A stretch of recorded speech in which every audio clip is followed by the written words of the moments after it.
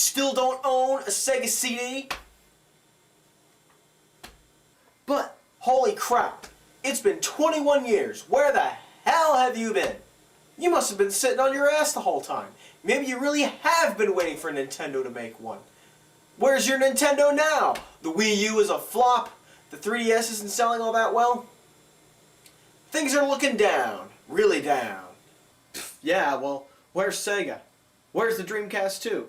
What have you guys been doing in the last 15 years? We're still here, you know, making games. But that's not the point. Oh no? I came on TV and warned you that you'd be left in the dust. Maybe even left for dead if you didn't pick one up. You must not have been rad enough. Forget this Blu-ray. Forget DVD. You need CD. The Sega CD. You gotta get one. You just gotta get one. Well, I finally got one. I broke down and bought one. Now I might not be left in the dust anymore. Or left in your dust, which is more like what's really going on here. You... Oh. Okay. Well, it's about time then. I'm too old for this shit. I'm done. Alright, okay. Rad! Let's not ever do that again. That was a weird flashback. Sega is weird. Things have never been so 90s before. I have a Sega CD, and I've got some Pearl Jam. Yeah, there you go. So I finally got one, folks. I finally got a Sega CD. I've been wanting one of these for a couple of years, actually, since I saw James Rolfe do his Angry Video Game Nerd video on it.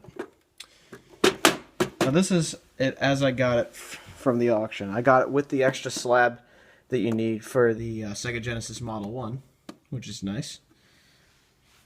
It didn't have a game in it. Looks pretty clean inside, though. It needs just a little bit of a dusting, and it's fine. I think the only thing that's really all that dirty is the felt pad on top of the drive there. But I don't think that's going to come out. So, yeah, there you go. There's the Sega CD. It's a giant slab. This is the Model 2. It's pretty light. Here's what you get on the back. You get your power adapter port. You get the mixing jack for the original Sega Genesis. So you can use a patch cable to go from the Model 1 Sega Genesis headphone output into here, and that mixes it into the stereo output. So you get stereo sound all the way through. That's what that's for. I've seen some reviews where people had no clue, and that's what it's for. The slab, the extra slab, connects with a piece of metal here, which looks to be in pretty rough shape, but it's still there, and it still works, so we are good. It complies with Part 15 of the FCC rules, not that it matters. There you go. 1602 Sega Genesis adapter. I have one of those, so I will get it, and we will test this baby out. But first I'll show you how to hook it up to your Genesis. Here's a Model 1 Sega Genesis. What you need, well, at least what I think is necessary, is these plates here. This plate locks it down into the Sega CD. It stabilizes it. There are also some little pieces of like tinfoil metal that you need for RF shielding. There's one there, and there's one here on the slot itself. One thing I almost forgot to mention is that this plate needs a screw to screw down into the unit itself. I went to the hardware store and got a screw that fit. An M4 X12 screw fit right in there. So that's why I suggest you go pick up at the hardware store if you feel the need to use these plates. They're not entirely necessary, but they are a more complete package, so that's what I wanted to do. What you want to do is remove the cartridge slot cover there, or the extension port slot cover there, and that's what you get. Of course, before that, you remove the actual cover. But then what you get is an exposed port, so you can just slide the Sega Genesis right into the Sega CD there. Let me do it with my feet to be classy. Yeah, look at that. Now you have a giant frickin' monstrosity. Imagine when I get a 32X, this is going to be the biggest monstrosity in the world. This is ridiculous looking. But I think we should give it a shot. I also got another thing with the Sega CD. Sonic CD. Thank you! I got Sonic CD, so that's what we're going to use to test it.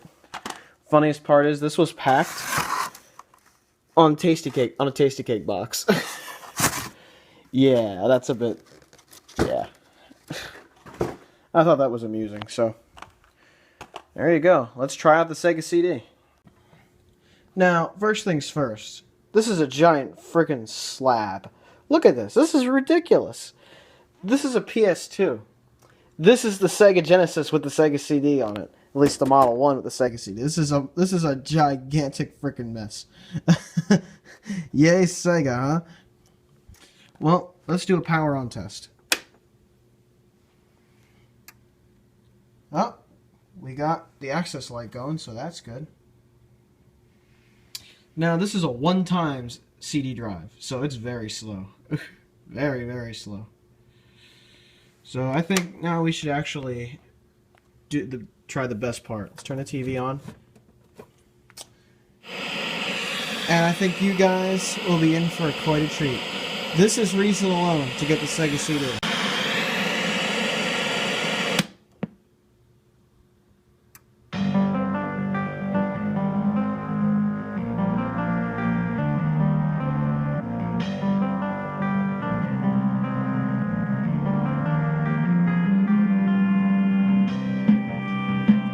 Yes. Yes.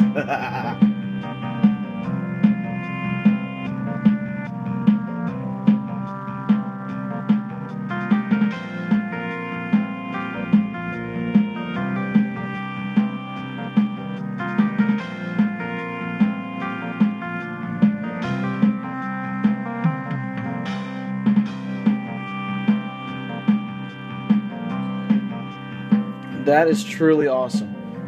One of the reasons to have a Sega CD, either Model 1 or Model 2. The Model 2 has this music. Model 1 has different music. Better music, I think. But this Sega CD is a model that actually works properly, so... I think we better put something in to test it. I think Sonic CD is appropriate. Let's play this.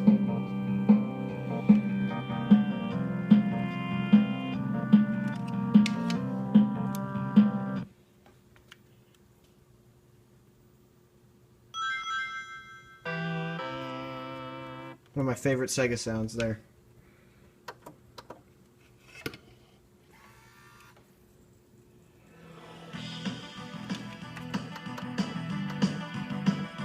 You can hear the music, CD quality audio.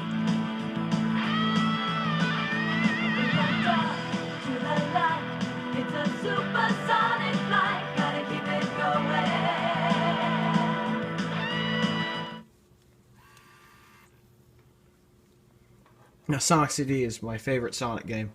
It's amazing. It's really fun.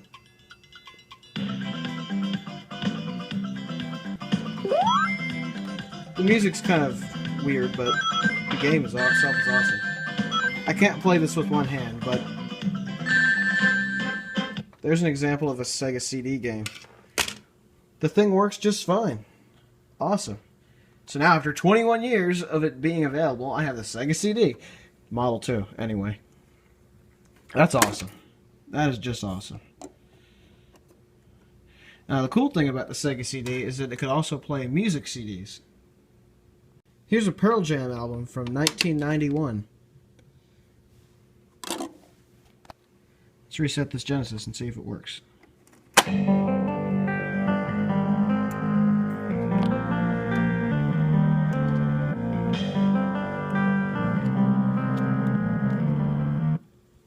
And you get a CD player, which is pretty cool.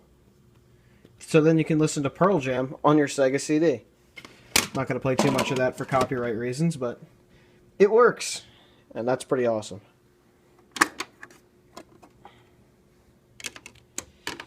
there you have it. The only thing more 90s is if this thing could play cassettes, but you know what? It's a Sega CD, not the Sega cassette, so screw that.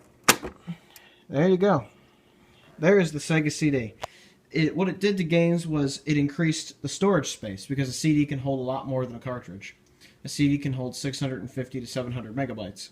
So they took full advantage of that and used it for the Sega CD. The Sega CD was also used to market FMV games, full motion video. A lot of that was a gimmick, sort of like how 3D and virtual reality are gimmicks these days, and were in the 90s as well. But full motion video was sort of blurring the lines between movies and video games. And really, a lot of the full motion video games were just playing Simon on a game console. It tells you to push right, you push right. It tells you to push down, you push down. You know, stuff like that.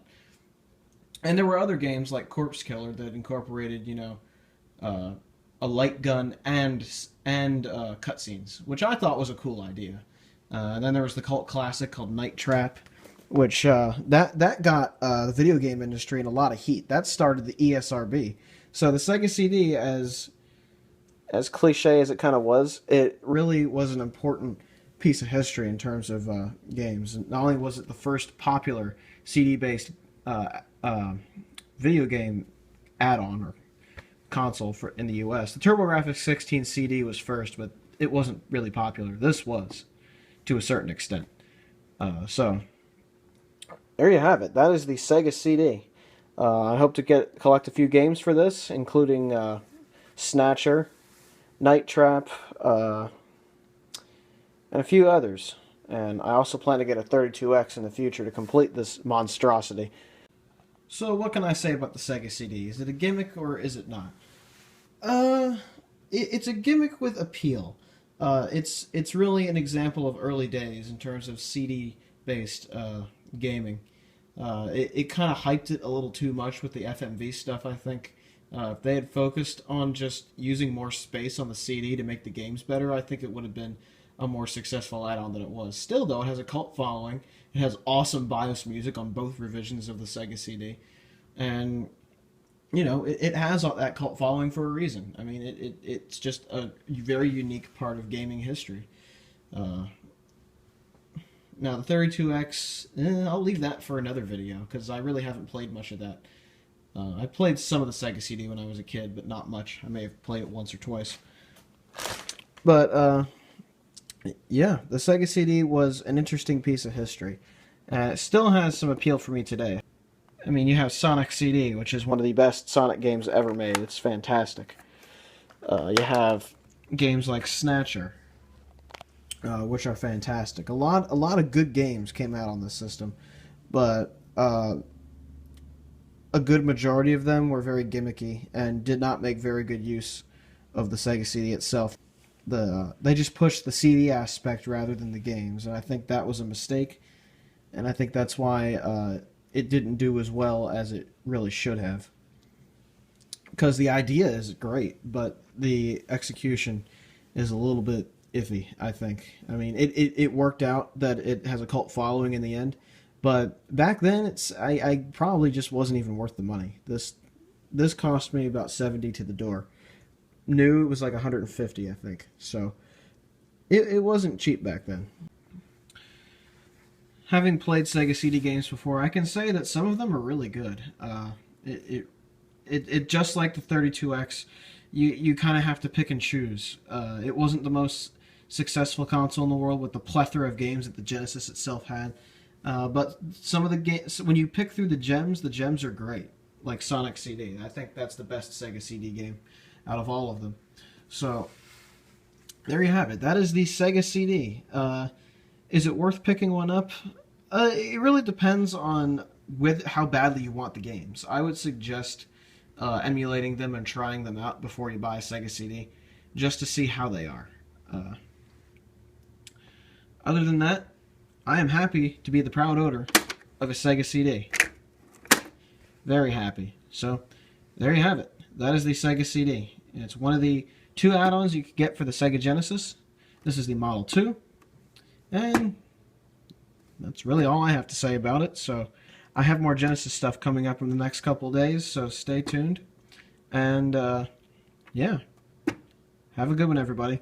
Ciao.